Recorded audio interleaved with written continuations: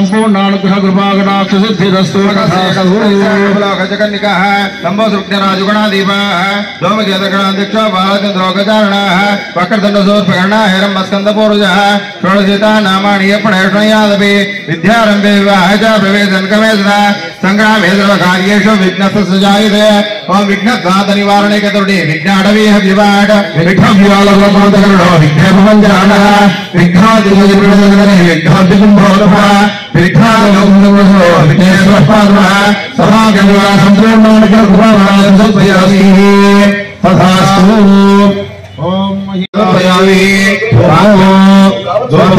वाद्यं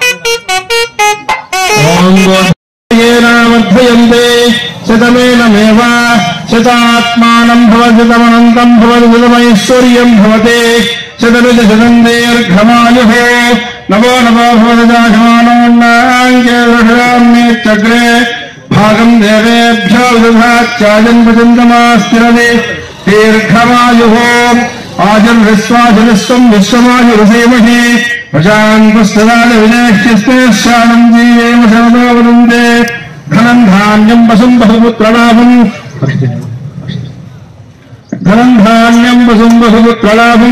शतसंवत्सरं दीर्घमायुः रोचते रोचमानः शतमानं भवतिदायः पुरुषस्तेन्द्रिय आयुष्येवेन्द्रिये विशदि मनोवाञ्छावसिद्धिरस्तु श्री रविरंगा पद्मावती समेत श्री वेंकटेश्वर स्वामी देवता संपूर्णानुग्रह कृपाकटाक्ष सिद्धिरस्तु शतमानं भवतिदायः पुरुषस्तेन्द्रिय आयुष्येवेन्द्रिये प्रतिष्ठते धनं धान्यं वसुं बहुपुत्रलाभं शतसंवत्सरं दीर्घमायुः रोचते रोचमानः शोभनः शोभमानकल्याणः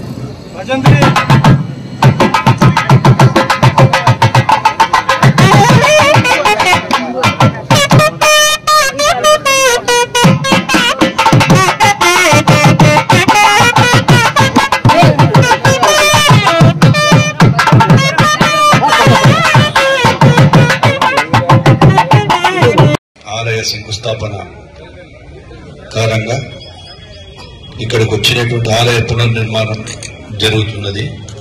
ఇక్కడికి గ్రామం తరపు నుంచి వచ్చినటువంటి భక్తులకు, ప్రజలకు, వేదిక మీద ఉన్నటువంటి అధికారులకు, ప్రతి ఒక్కరి విలేకరులకు, ప్రతి ఒక్కరికి కూడా నా హృదయపూర్వక నమస్కారాలు తెలియజేసుకుంటా ఉన్నా.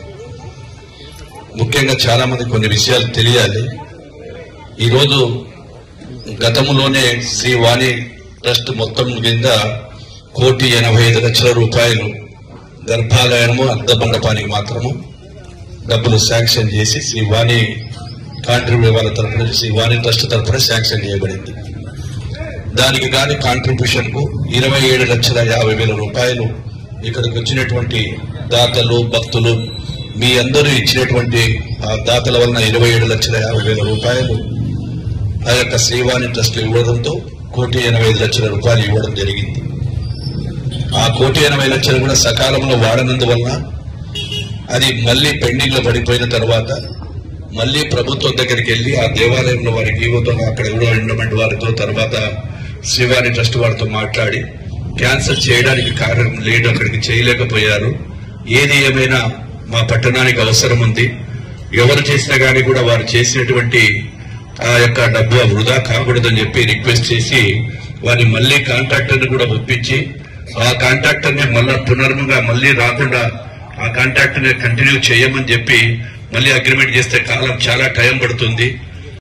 ఏదైతే ముఖమండపము 3 అంతస్తుల రాజగృహము గ్రానైట్ ఫ్లోరింగ్ వాటికి గాను 3,10,00,000 రూపాయలు శాంక్షన్ చేశారు, జీవో కూడా ఇచ్చారు. ఈ రోజు టెండర్ కూడా రేపు ఉదయమే టెండర్ పిలుస్తా ఉన్నారు, రేపు వారంలో అయిపోతుంది. దానికి గాను మ్యాచింగ్ గ్రాంట్ కింద నేను 31,00,000 రూపాయలు ఇవ్వడం జరిగింది. నా సొంత డబ్బులతో 31,00,000 రూపాయలు ఇవ్వడం జరిగింది. అదేవిధంగా ఇంత అందంగా గోపురం కట్టిన తర్వాత ఇంకా ఏం చేయాలి మనకన్నప్పుడు ప్రాకారం కూడా ముఖ్యంగా మన ఇళ్లకు కాంపౌండ్ వాళ్ళు ముందర వాకిలి గుడి ఎట్లుంటుందో దానికోసం కూడా అడిగాను నేను. ఆయన కూడా అడ్మినిస్ట్రేషన్ శాంక్షన్ ఇస్తూ సెకండ్ మళ్లీ మీకు ఈ యొక్క ఫైనాన్షియల్ ఇయర్ అయిపోతే ఏప్రిల్ మే తర్వాత మళ్లీ శాంక్షన్ ఇస్తారు. దానికి కూడా 3,15,00,000 రూపాయలు ప్రాకారానికి ఉంటే కాంపౌండ్ వాళ్ళకు దాని కింద కూడా మ్యాచింగ్ గ్రాంట్ కింద 31,00,000 రూపాయలు నేను వారికి జమ చేస్తా అని చెప్పి చెప్పడం జరిగింది.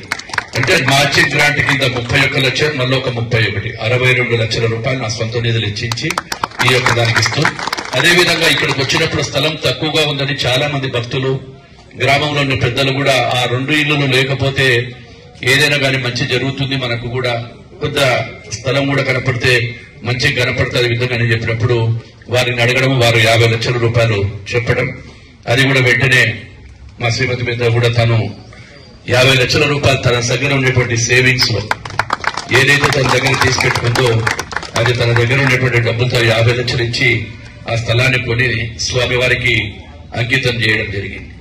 ఏదైనా ఈ యొక్క గ్రామంలో ప్రజలు మీ అందరి సహాయ సహకారాలతో ఆ వెంకటేశ్వర స్వామిని ఆలయాన్ని మనం అందరం కూడా కలిసి నిర్మించుకుంటున్నాము. దీంట్లో అందరూ కూడా గతంలో చేసేది కానీ దీనికి కానీ రాజకీయాలకు అతీతంగా, ఎందుకంటే కార్యక్రమం నిర్విరామంగా జరగాలి, వైభవంగా జరగాలి. మనందరికీ కూడా గ్రామానికి మండలానికి మన రాష్ట్రానికి అందరికీ ఎల్లవేళలా కూడా ఆ శ్రీ వెంకటేశ్వర స్వామి మీరందరూ కూడా సుఖ సంతోషాల్లో ఉండాలని చెప్పి, ఎందుకంటే దేవుడి ఆశీస్సులు లేకుండా ఎవరు కూడా మనగడ సాగించలేము. ఆ దేవుడి మనగడ ఉంటేనే నిత్యం ఏదైనా సుఖ సంతోషాలతో కానీ ఇవన్నీ కూడా ఉండగలుగుతామని కూడా నేను తెలియజేస్తా ఉన్నా. ఏదేమైనప్పటికీ ఈ రోజు ఒక మహోత్తర కార్యక్రమాన్ని మీ అందరి సమక్షంలో మీ చేతుల మీదుగా అందరి చేతుల మీదుగా కూడా ఈరోజు గొప్పగా చేసుకుంటే ఇది నా పునర్జన్మ. అందరికీ అవకాశం రాదు, చాలా మందికి అవకాశాలు ఉంటాయి కానీ రాదు. ఆ అవకాశం నాకు భగవంతుడు మా కుటుంబానికి కల్పించినాడు, మా కుటుంబానికి కల్పించాడు. నేను ఈరోజు ఈ యొక్క హోదాలో ఉన్నాను అంటే మీ అందరి బనగానపల్లి నియోజకవర్గ ప్రజల ఆశీస్సులు, మామూలైన పని కాదు. మీ అందరి ఆశీస్సులతోనే మరొకసారి కూడా నేను రెండోసారి గెలవడం, ఆ వెంకటేశ్వర స్వామి ఆశీస్సులు, అటు నారా చంద్రబాబు నాయుడు గారి ఆశీస్సులు, లోకేష్ బాబు కూటమి వారు వాళ్ళందరూ కూడా నాకు ఒక ఉన్నతమైనటువంటి పదవి ఇచ్చారు. అది రోడ్డు భవనాల శాఖ పదవిని ఇచ్చారు. ఈ రోజు అందరూ కూడా గర్వంగా నేను చెప్పుకోవడానికి రోడ్డు భవనాలకు ఇన్ఫ్రాస్ట్రక్చర్ ఎన్నో కార్పొరేషన్లు ఇచ్చారు.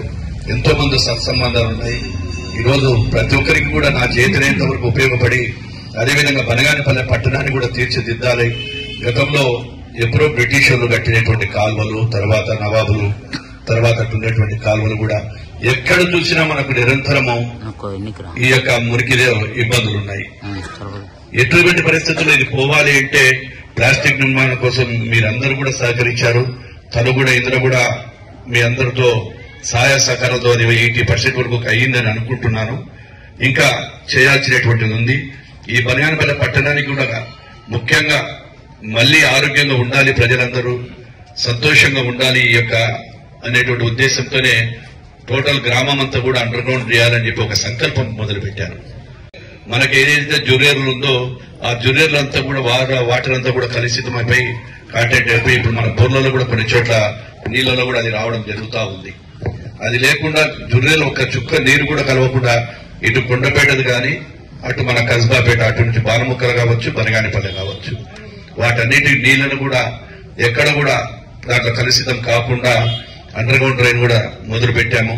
దానికి కూడా దాదాపుగా 12 కోట్ల రూపాయల వరకు ఖర్చు అవుతా ఉంది. ఇంకా వ్యయం పెరగవచ్చు, అది 12 కోట్లు ఇక్కడ కూడా కలపకుండా బ్రహ్మగారి మఠ వరకు ఇక్కడ అండర్ గ్రౌండ్ లోనే పోవాలి అనేటువంటి తీసుకుంటా ఉన్నాము. అదేవిధంగా సీసీ రోడ్లు వేస్తా ఉన్నాము. అదేవిధంగా మైనార్టీ సోదరుల కోసం ఒక కళ్యాణ మండపం కడతా ఉన్నాము. ఇంకా అనేకమైన కార్యక్రమాలు చేయాలనేటువంటి వాకింగ్ ట్రాక్ ఇవన్నీ కూడా ఆలోచనలో ఉంటాయి. ఇవన్నీ కావాలంటే నిధులు, అందులో ప్రభుత్వం దగ్గర కూడా ఆర్థికంగా ఎన్నో సమస్యలు వచ్చినాయి, ఆర్థిక ఇబ్బందులు ఉన్నాయి.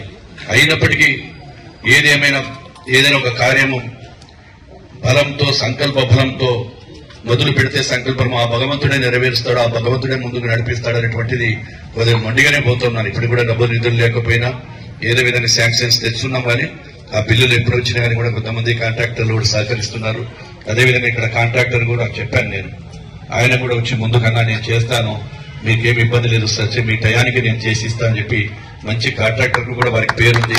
వారికి కూడా నేను ఒకటే కోరుతున్నా, మా భక్తులు మా బనగానపల్లె ప్రజల కోరిక త్వరలోనే తీర్చి ఇవన్నీ కూడా చేయాలని కోరుకుంటూ ఇక్కడికి వచ్చినప్పుడు మీరు పిలవంగానే వచ్చినటువంటి ప్రతి ఒక్కరికి కూడా హృదయపూర్వక ధన్యవాదాలు తెలియజేస్తూ మీ దాంట్లో కూడా మట్టి వినాయక విగ్రహాలు వాడాలి. ఎందుకంటే మనం ఒక చోట మొదలు పెడితే ప్రతి చోట కూడా వస్తుంది. దయచేసి పోటీలు వద్దు మనకు. మట్టి వినాయకుడు అయినా దేవుడు ఎంత ఎత్తున్నా ఏమున్నా కానీ కూడా దానివల్ల ఆరోగ్యాలు పర్యావరణం కలుషితం అవుతుంది. కాబట్టి మీరందరూ సహకరించండి. ఈ మట్టి వినాయక విగ్రహాలు కూడా ఈ సంవత్సరం మనం మొదలు పెడదాము. ఒక్కటి అలవాటు చేసుకుంటే అన్ని అవే అలవాట్లు మారుతాయి మనలో కూడా. కాబట్టి దానికి కూడా సహకరించాలని చెప్పి తెలియజేస్తూ ఇక్కడ వచ్చినటువంటి ప్రతి ఒక్కరికి మరొక్కసారి హృదయపూర్వక ధన్యవాదాలు తెలియజేస్తూ